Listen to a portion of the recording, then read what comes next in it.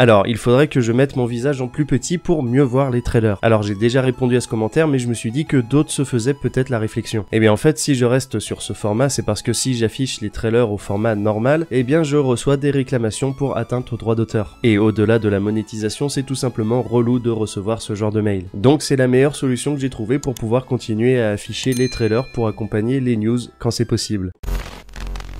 Bref, bonjour les amis et bienvenue dans cette nouvelle édition de Pop Actu, votre rendez-vous avec l'actualité cinéma, séries et jeux vidéo. Comme d'habitude, j'ai du lourd à vous relayer, puis à la fin on se retrouvera pour la partie sondage, avec des résultats qui m'ont un petit peu étonné d'ailleurs, mais en attendant, place à l'actu.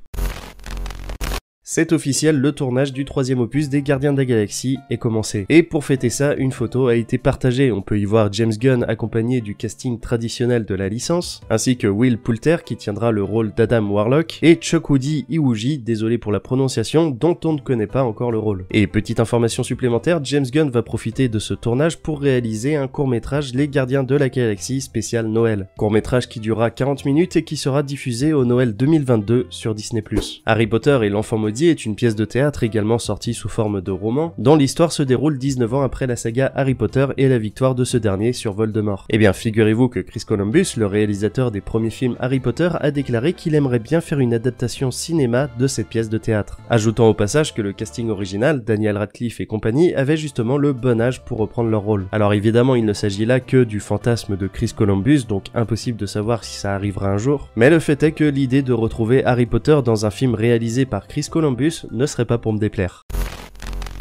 Autant l'annonce de la série live-action de Cowboy Bebop ne me choque pas tant que ça, et en vrai j'ai même plutôt hâte, autant j'ai un petit peu plus de mal à imaginer une série live de One Piece. Mais pourtant, pour le meilleur ou pour le pire, ça va arriver sur Netflix. Et faute d'avoir une date de sortie, le casting nous a été dévoilé. Alors je ne vais pas revenir sur chacun d'entre eux, je vous laisse découvrir leur visage par vous-même, mais personnellement, même si je suis pas un inconditionnel de One Piece, je sais pas pourquoi je la sens plutôt moyen cette série. Après bien sûr on ne va pas juger avant d'avoir vu, mais ça n'empêche pas de donner son premier ressenti. D'ailleurs n'hésitez pas à me donner le vôtre dans les commentaires. Bon, dans tous les cas, le projet a été validé par le créateur du manga, et quant à lui, le responsable de la future série est un grand fan de One Piece. Donc comme on dit, c'est toujours cette prix, et on va tâcher de garder l'esprit ouvert au moment de sa sortie. On ne présente plus Squid Game, la série sud-coréenne qui est devenue très vite la série la plus vue de Netflix. La dernière fois qu'on en a parlé ici, c'était pour parler du créateur qui ne se voyait pas faire une saison 2 dans les médias. Seulement depuis, la donne a changé, et le papa de Squid Game a déclaré que face à la pression et à la demande des fans, il y aurait bien une saison 2 à la série. D'ailleurs, il est déjà en train de l'imaginer et de travailler sur sa structure. Après, bien sûr, il est encore beaucoup trop tôt pour dire comment et quand cette nouvelle saison verra le jour. Mais personnellement, je pense que le risque de créer sous la pression, et vous me direz ce que vous en pensez, c'est que ça peut donner du très bon comme du très mauvais.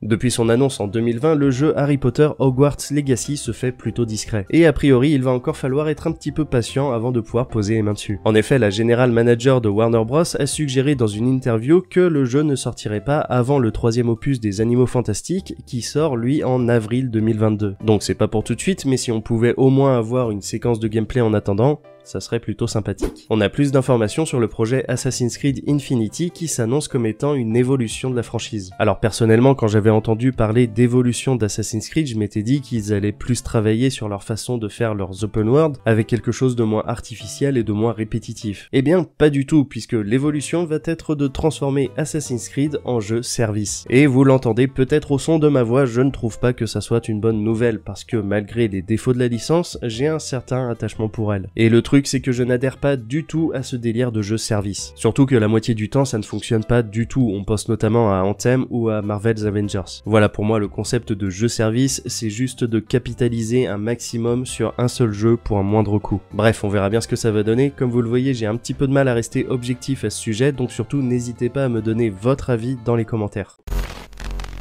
Voilà pour les news, j'espère que vous avez kiffé et on passe tout de suite à la partie sondage. Donc la semaine dernière, je vous demandais où vous en étiez vis-à-vis de la nouvelle génération de consoles. Et j'ai été un petit peu surpris de voir que vous étiez quand même 50% à ne pas être intéressé par les nouvelles machines. J'imagine donc que parmi vous il y a beaucoup de PCistes et c'est vrai qu'avec la fin progressive des jeux exclusifs, il y a de moins en moins d'intérêt à investir dans les nouvelles machines. Après, en ce qui concerne ceux qui sont intéressés, je vois que c'est 50-50, donc vous êtes la moitié à être passé à la nouvelle génération et l'autre moitié, dont je fais partie, partie a prévu d'y passer. Et oui, en effet, même si je suis également PCiste, j'avoue que j'aime bien me poser pour jouer sur ma télé dans mon canapé, et même si les exclusivités PlayStation sont amenées à sortir sur PC, c'est pas forcément tout de suite, et j'avoue ne pas avoir forcément la patience d'attendre pour jouer à certains d'entre eux. Bon, en tout cas, j'ai trouvé que c'était plutôt intéressant comme sondage. Le nouveau est déjà disponible dans l'onglet communauté de la chaîne, donc n'hésitez pas à aller le checker et on le débriefera la semaine prochaine. Merci à tous d'avoir regardé cette vidéo jusqu'au bout, on ne le dira jamais assez mais c'est très important, et on se donne rendez-vous la semaine prochaine pour une nouvelle édition de Pop Actu. C'était Glenn Erwan, see you next time.